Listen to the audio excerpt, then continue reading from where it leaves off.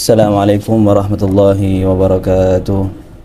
Alhamdulillah wassalatu wassalamu ala asyrafil khalqillah Sayyidina Muhammad ibn Abdullah wa ala alihi wa sahbihi wa mawalah.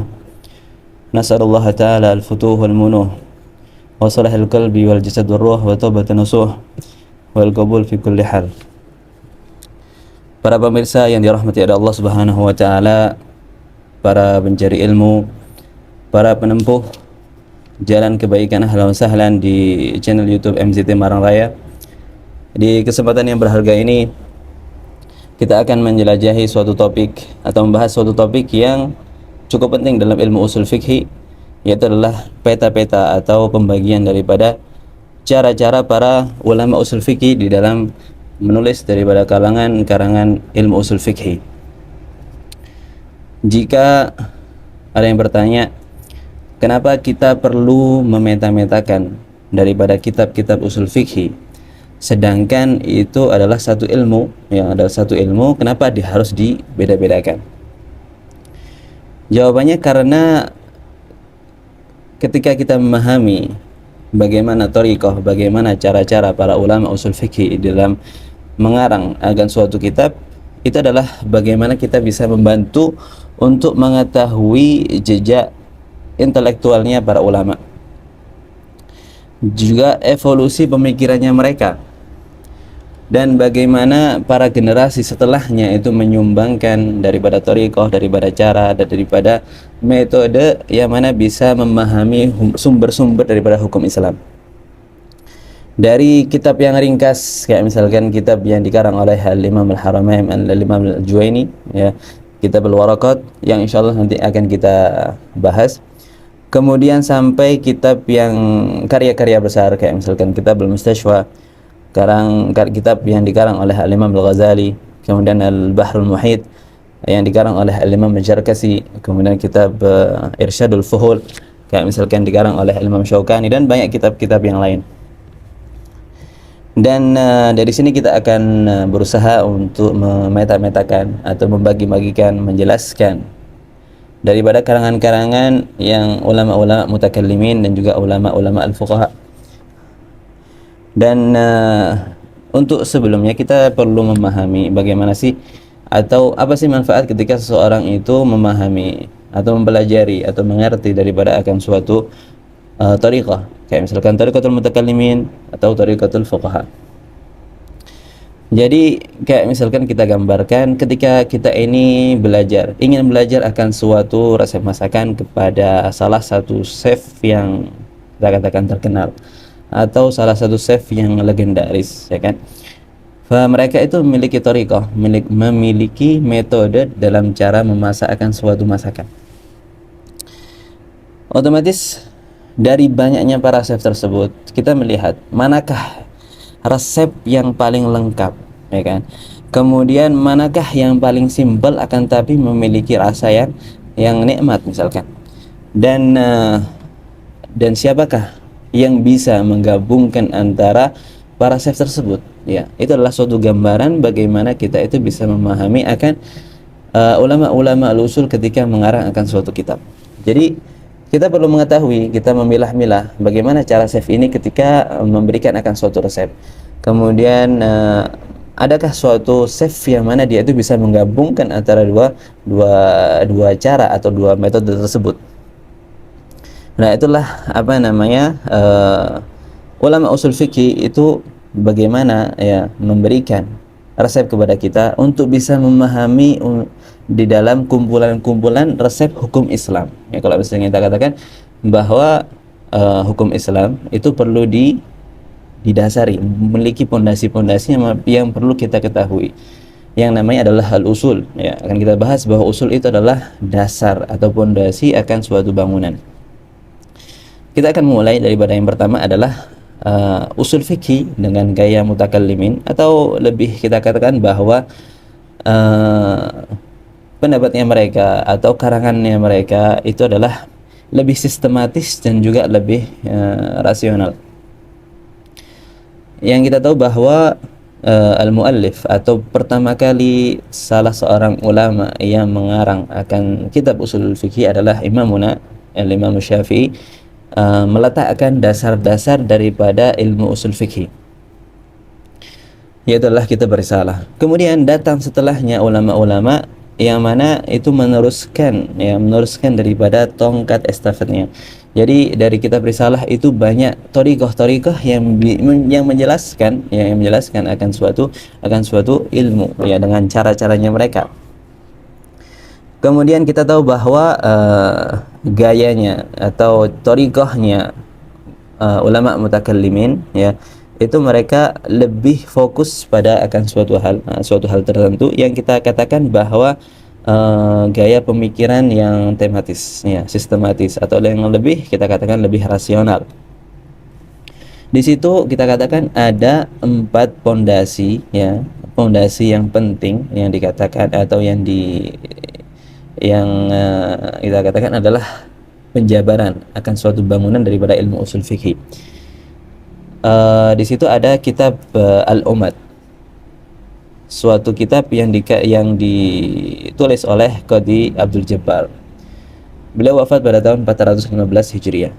Kemudian ada kitab Al-Mu'tamad. Ya, kitab Al-Mu'tamad yang ditulis oleh Abu Husain Al-Basri.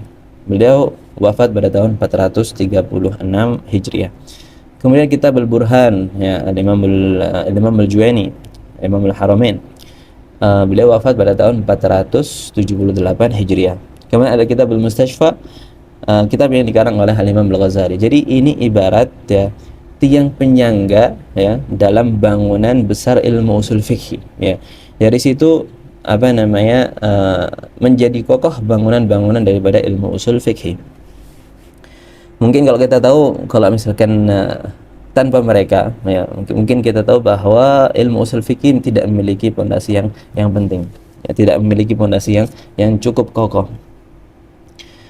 Kemudian dari situ datang para ulama ya, salah ulama yang mana mereka ini menggabungkan ya. Jadi kayak misalkan Qadhi Abdul Jabbar ya memiliki thariqah di dalam penulisan dari ilmu usul fikih. Kayak misalnya Abu Husain Al-Basri memiliki thariqah di dalam penulisan daripada ilmu usul fikih.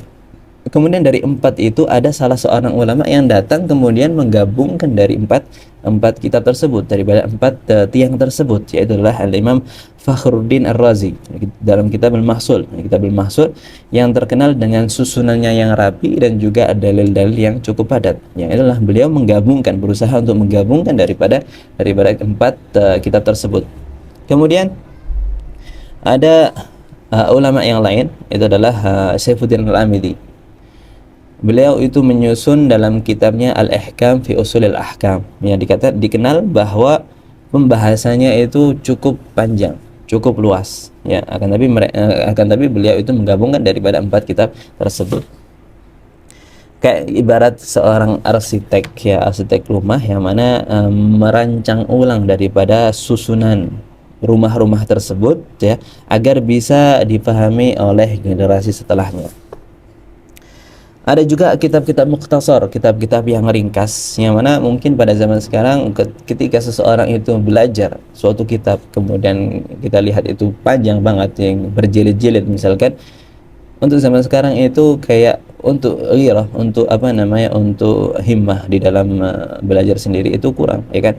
Jadi datang ulama itu memberikan ikhtisar, dia memberikan ringkasan yang ringkas, sekiranya dia itu bisa memahami bagaimana para ulama dulu itu menerapkan akan suatu hukum di dalam Islam ya. Ketika seseorang itu harus memahami akan suatu kitab yang besar, otomatis juga akan sulit. Maka datanglah para ulama yang mana mereka itu datang dengan memberikan akan ringkasan-ringkasan yang bisa untuk mendekatkan pemahamannya mereka dengan apa yang disampaikan oleh para ulama terdahulu.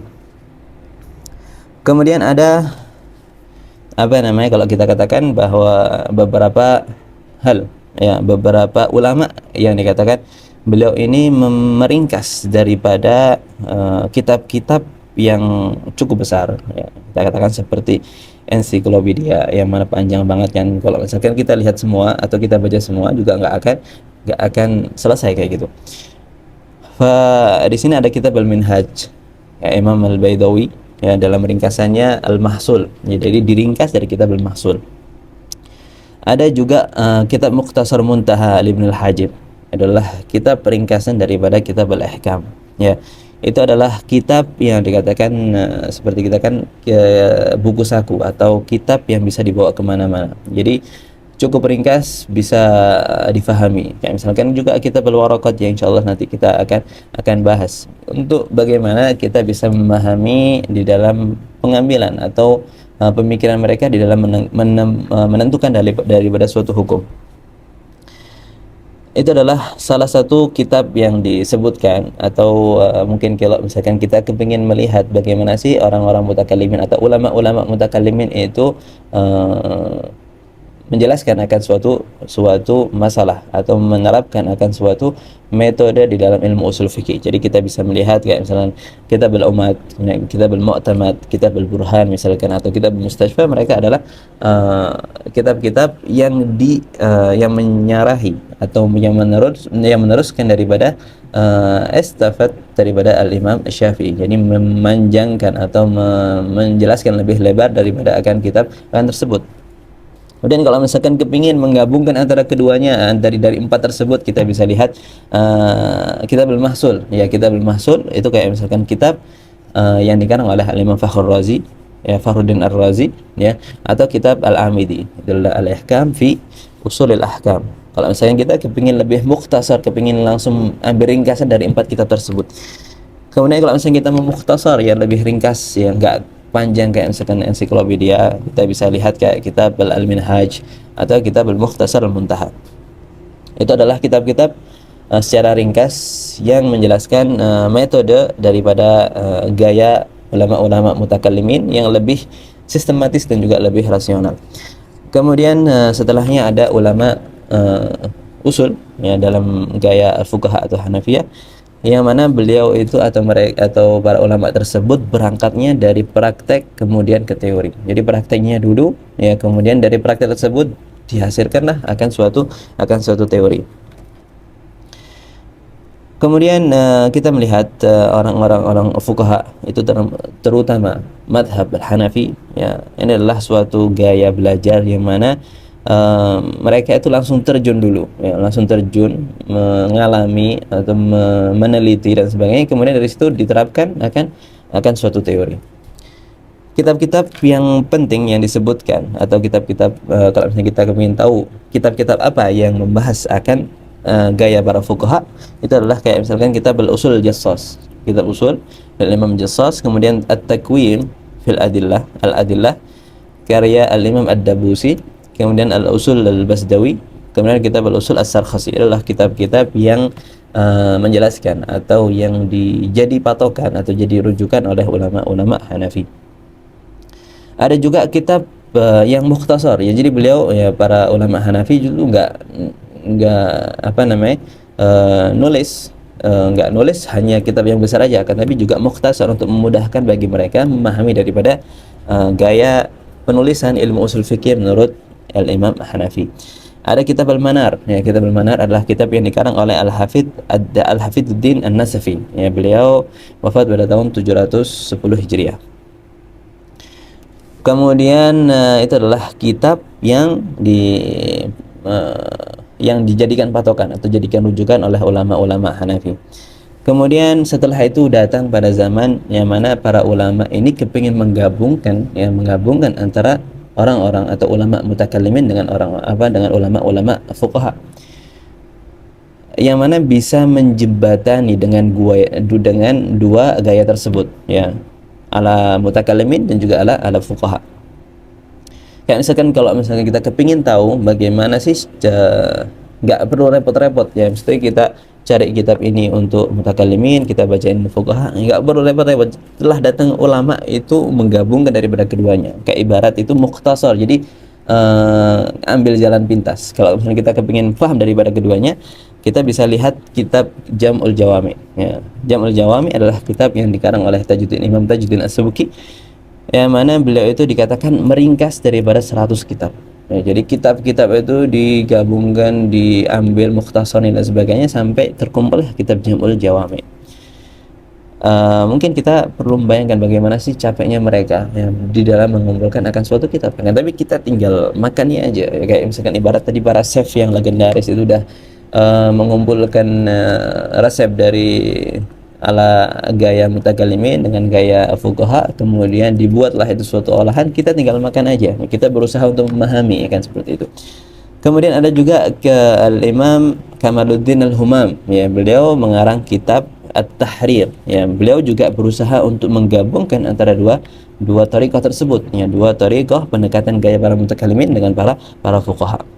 Yang mana mungkin, ya, para muta'allim atau seseorang yang ingin untuk belajar daripada itu perlu bacanya dengan hati-hati. Soalnya apa? Bahasanya beliau itu lebih rumit, ya. Kalau misalkan ingin lebih mendalam maka diperboleh atau ya apa, untuk baca seperti itu. Kalau misalkan kita renungkan, kita lihat kenapa sih para ulama itu banyak, ya, dalam satu bidang ini usul fikih satu, tapi kenapa kok harus ada thariqatul mutakallimin atau thariqatul fuqaha? Untuk apa? Kayak ibarat ilmu itu adalah suatu pohon, ya.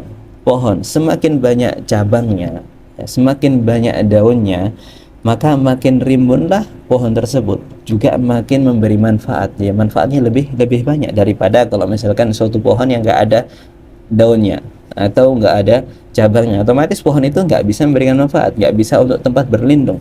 Sama seperti halnya, ya, kayak ilmu usul fikih. Usul fikih itu satu, ya, akan tapi banyak caranya agar apa, bisa memberikan manfaat kepada yang lain, ya. Walaupun pohon itu, ya, ibarat pohon itu akarnya itu satu, ya, akarnya itu satu, ya, niat yang tulus untuk bisa memahami hukum Allah Subhanahu wa taala, akarnya satu, akan tapi cabangnya banyak. Agar apa? Agar memudahkan bagi siapapun yang ingin memahami daripada hukum-hukum Allah, ya. Katakan bahwa sesungguhnya dalam agama Islam itu tidak ada kesulitan di dalamnya, ya.